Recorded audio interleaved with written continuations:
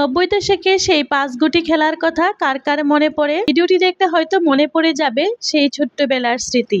আমরা যারা 90 দশকের দিকে জন্মগ্রহণ করেছি এবং যারা গ্রামে বড় হয়েছি তারা গ্রামের সবচেয়ে সুন্দর দৃশ্য দেখেছি, আবার শহরের সবচেয়ে অত্যাধুনিক দৃশ্য দেখেছি। এখন তোমরা ঘরে বসে টেলিভিশনে শত শত চ্যানেল ঘুরাও, মুহূর্তেই দেশ বিদেশের খবরটুকু পাচ্ছ। আর তখনকার সময় শুধু সাদা কালো টিভি ছিল, তাও চালের উপরে থাকা অ্যান্টেনা ঘোরাতে হতো।